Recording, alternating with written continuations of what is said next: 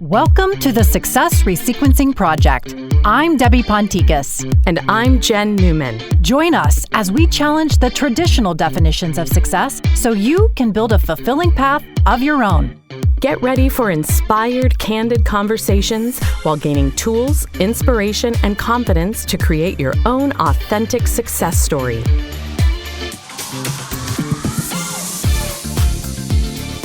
Hi. Hello.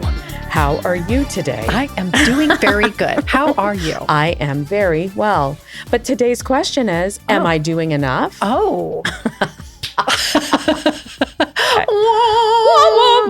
It's like the game shows, and that's totally it's the zoom in. I was going to say the zoom in with the very Yeah. Star Wars-esque. Okay, let's talk about this. Let's talk about that. Am I doing enough? The constant pressure to hustle.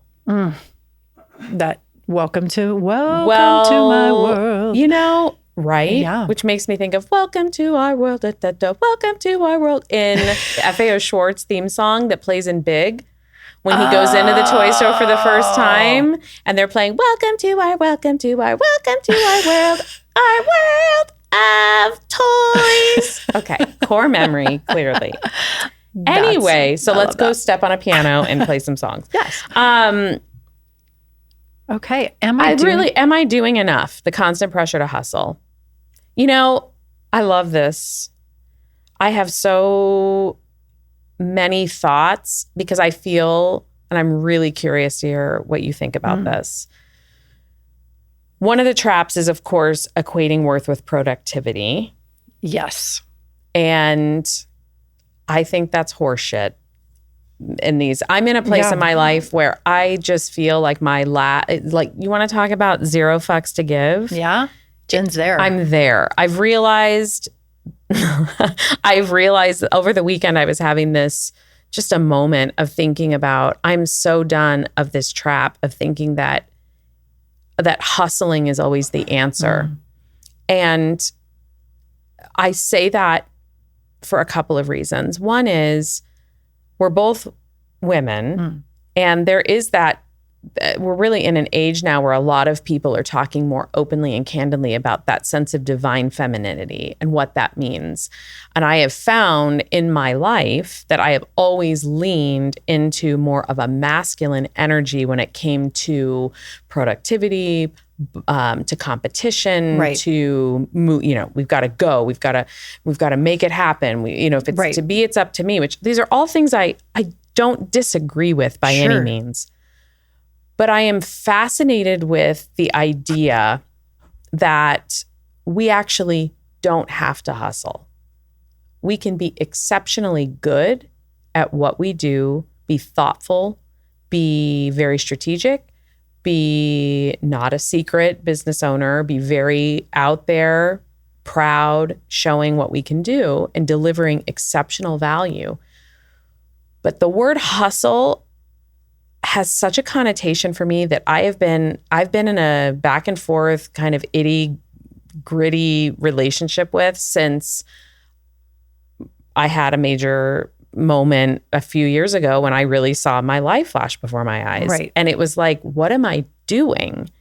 And that was such a takeaway from that experience was, why is it about hustle, grind, kill it, crush it? It's like, what is that? Right. Why do we have to approach life like that? Right. I'm not saying don't get it done. I'm not saying don't work hard. I'm not saying don't have a plan, but there's something about those words that just have such a connotation for me that I'm like, that is just the antithesis of where we can actually be incredibly powerful as women. We are born creators. Women are creative beings that we are able to create life. Yep. We can bring life into the world. We have moments as moms where we want to take that life out. That's right. Teasing, but not. But we also, we just have this incredible energy to make things happen and create and can accomplish so much. Why do we think we have to then add those adjectives to it and then define our worth by how much we do. Yeah.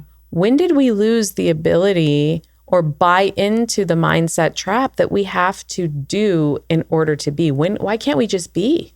Yeah. So there's so many different directions and so many different things that are going through my mind on this. And I feel like a lot of it has to do with the fact that you mentioned, we are women in a male-dominated industry.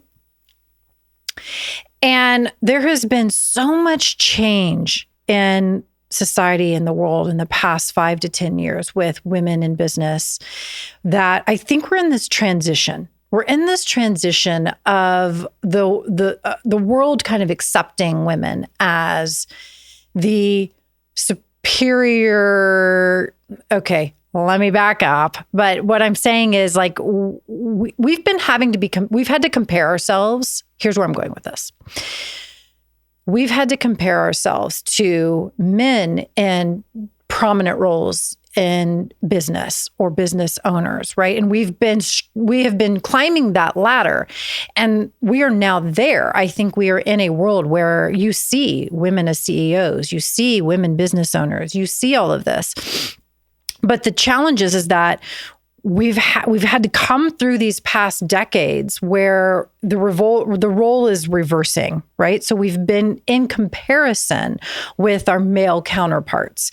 And I think that book, or that whole saying, men are from Mars and women are from Venus, I have been seeing so many and focusing on this a lot over the past few weeks, and even just our health and our being and how we react to exercise and eating and how we react to everything. We are just completely different species, if you will. Yeah.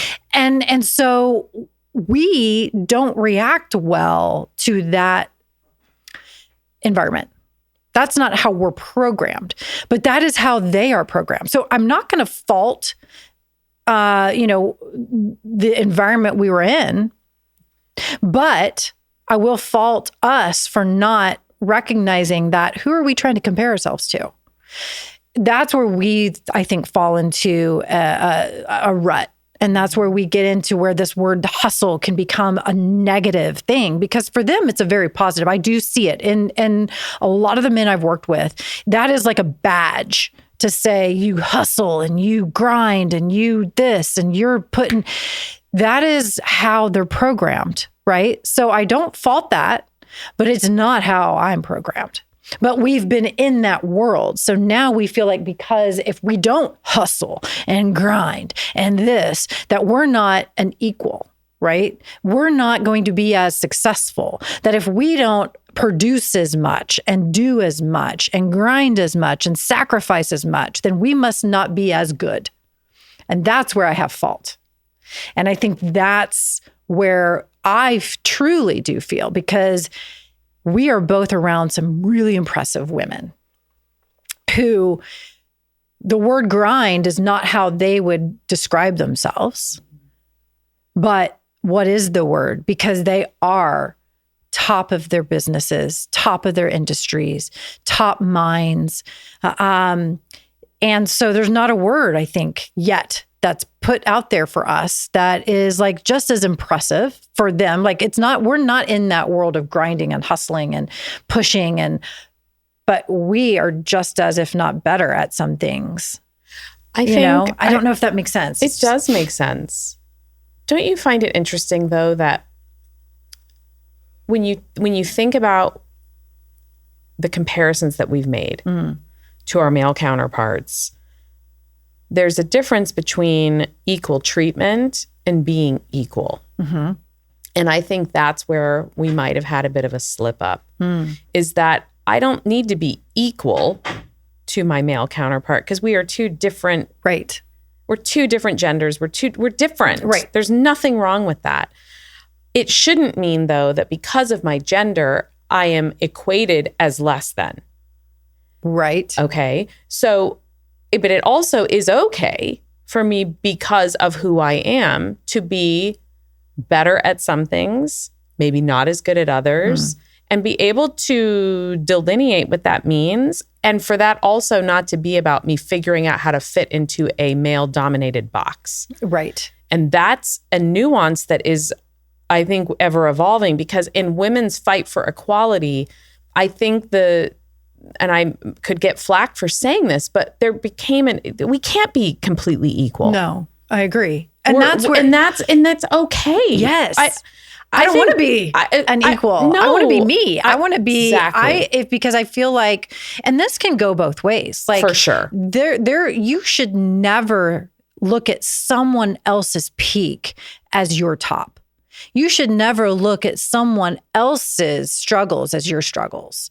Like, you should look at how you personally can thrive and survive, and what you feel is important. Because what someone else may feel, whether it's male or female, to say to this question is, am I enough? Am I doing enough? Am I hustling enough? Who are you asking that question to? That's the real question. It's not about someone else asking you, Jen, I don't see you producing as much as you used to. I don't see you hustling as hard as you used to. What are they using as a metric?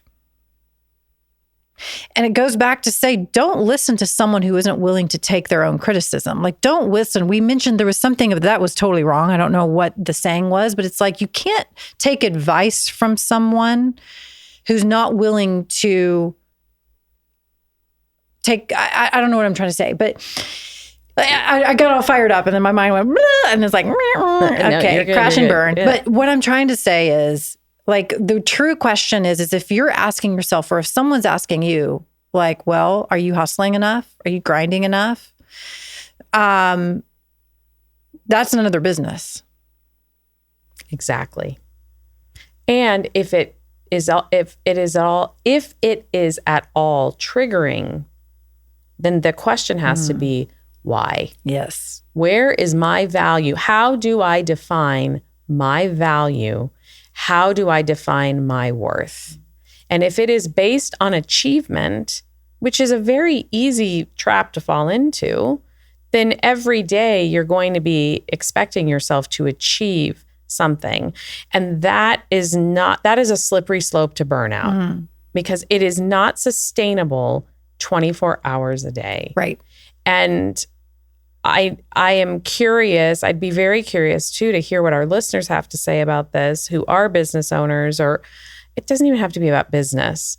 Yeah. There is something intrinsically to women that we go through in our cycles that is very interesting to start to track that along with the moon and its cycles, and start to see where our natural ebb and flow of energy comes from. And I started doing that several years ago, and it didn't let me down. I was able to lean into where I was in my cycle to know this is not the time for me to do that. Now, some things we don't have control over that based on client needs. And I'm not saying you get to just take a holiday, but I am saying you don't want to put unfair expectations on yourself. And when I started to lean into that, it's a little different now, right? In our lovely world of perimenopause. It's changed. And for me, that's been, so I've followed the moon more than I have since my body's not doing the same things with regularity that it used to. I've now been tracking the moon. And I know that may sound super esoteric and weird, but when there's a full moon coming, there's a heightened sense of energy. There's a heightened sense of sometimes of intuition, of awareness. And if you plan certain things with that, it can be really helpful. Those cycles of the moon, we deal with it all the time. We deal with the seasons, right? Last year was a year that I intentionally said, I'm going to honor the seasons as they come, because I used to have a real problem with fall and winter. I just didn't like the fact that I didn't have as much daylight. I didn't like the fact that the leaves fell. I just didn't enjoy it.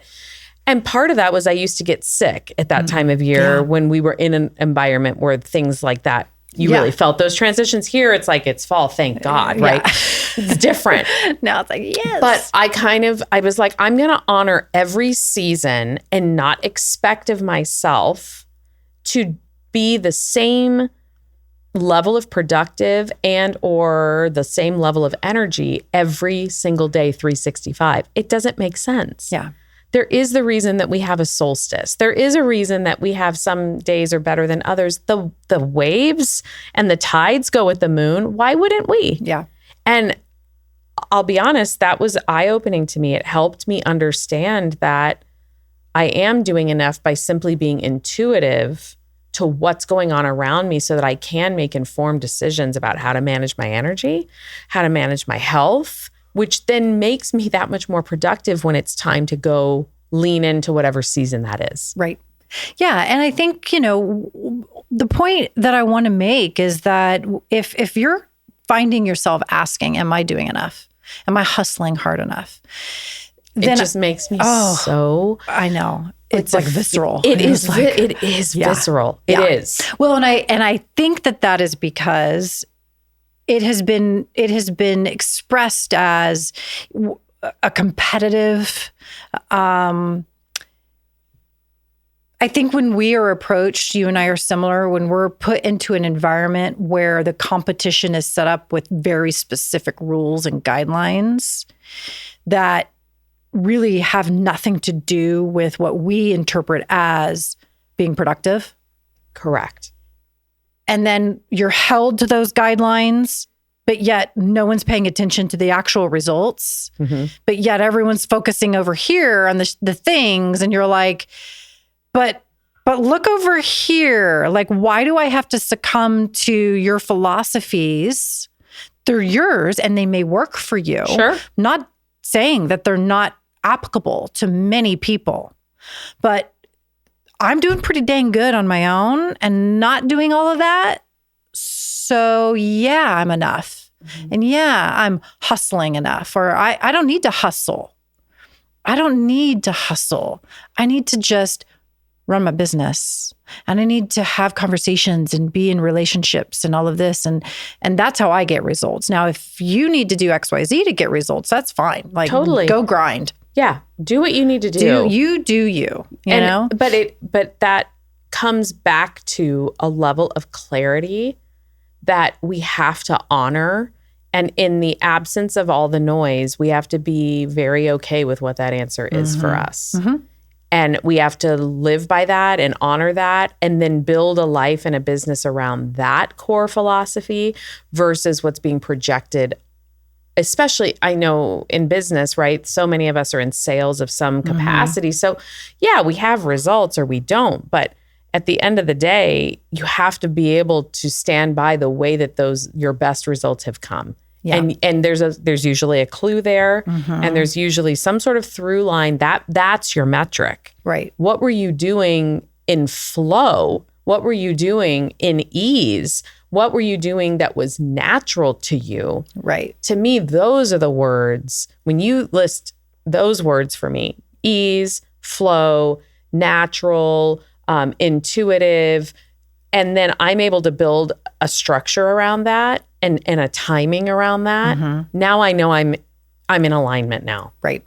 And what's just something that just popped in my head, because you and I have coached a lot of people, both male and female. Mm-hmm. And I almost want to go back and say, you know what I said at the beginning of this podcast, where I was trying to draw the line between male and female, that's actually inaccurate as well. I think that there are multiple ways that people can feel achievement, and that people can feel accomplished, and that people can enjoy what they do.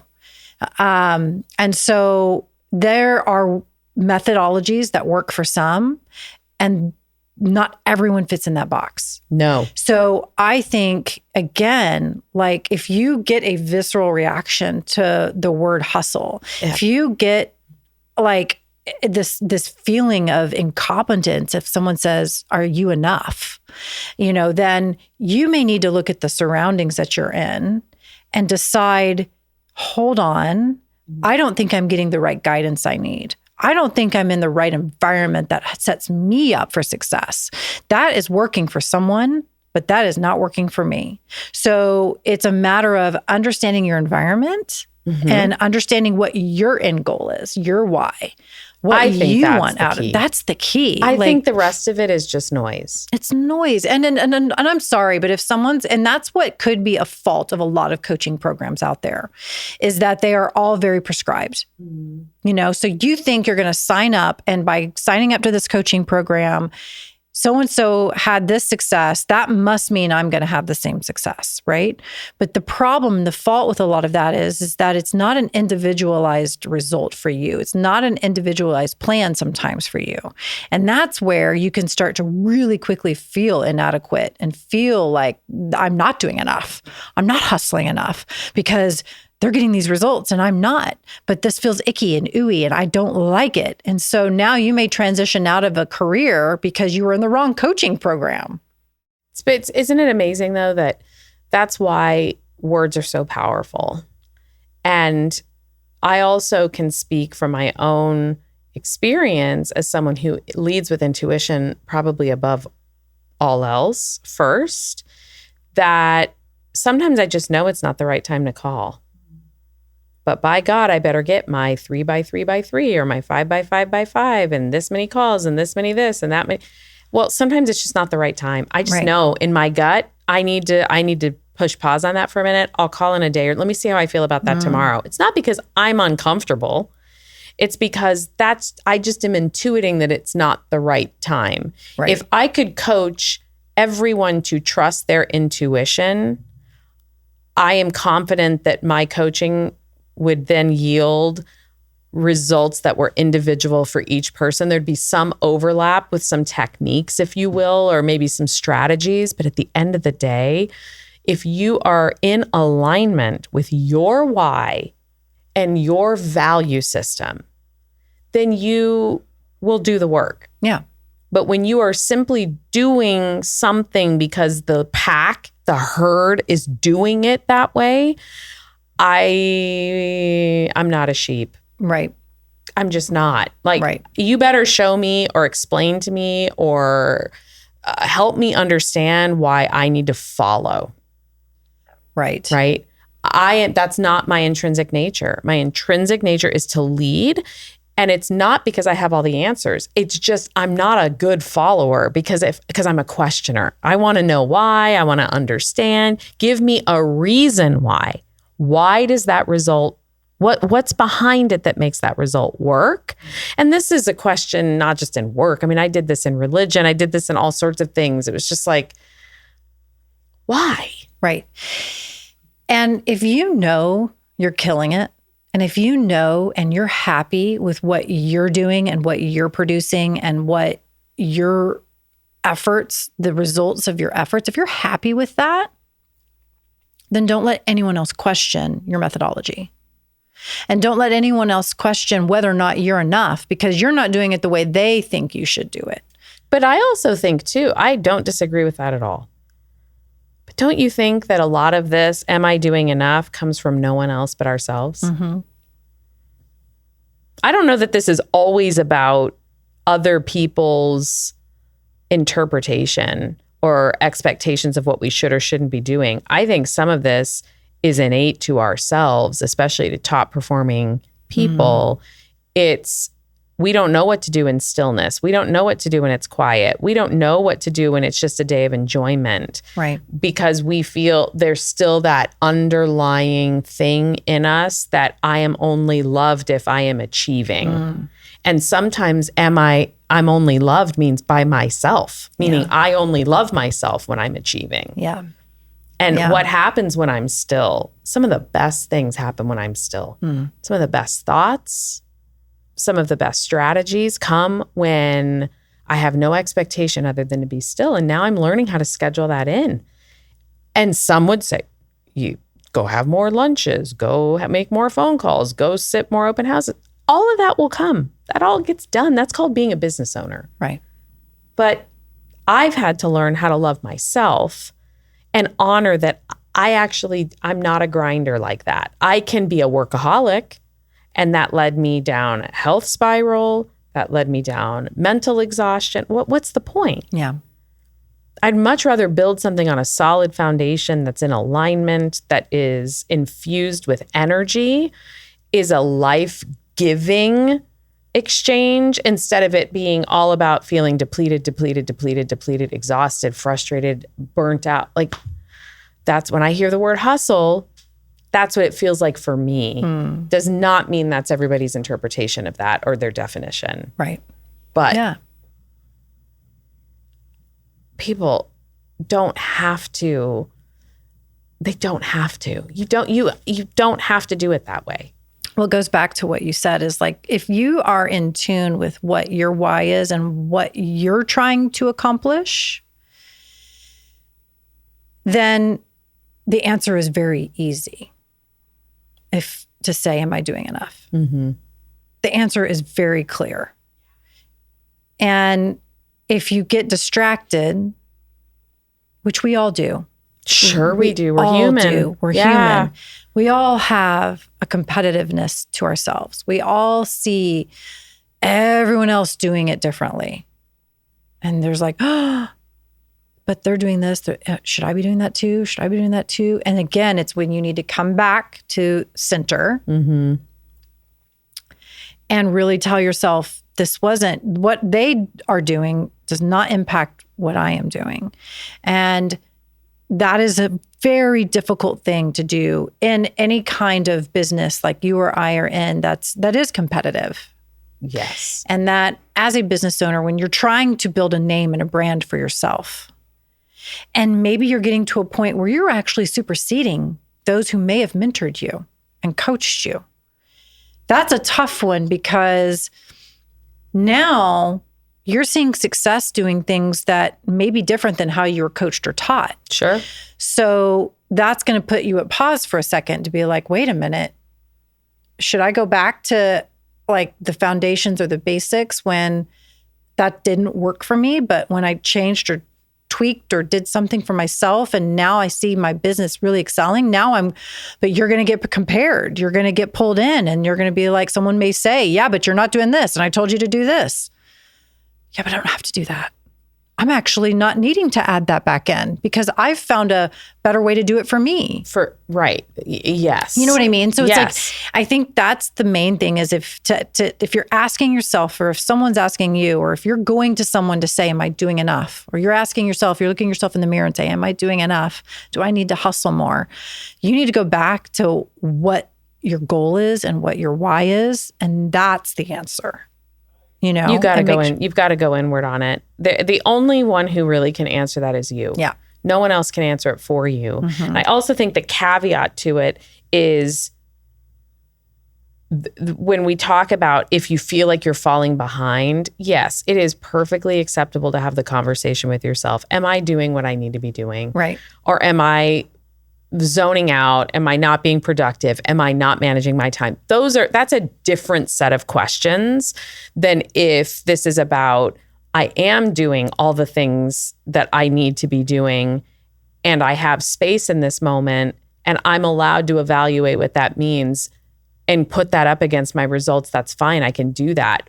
But there is something to be said for, maybe it's not about doing more. Maybe now is the time to slow down, to speed up. Right. Maybe now is the time to take a pause and reflect and be perfectly good in that quiet moment to intuit what you need to do next. Yeah. And maybe doing is not it. Maybe it's more living. Maybe it's more playing. Maybe it's more meditation, more self-care, whatever that is. Maybe that's where you need to do more. Maybe it has nothing to do with the business. And I will always say that's been my challenge. I can work until the cows come home. That is not the issue. Right. It's not about work.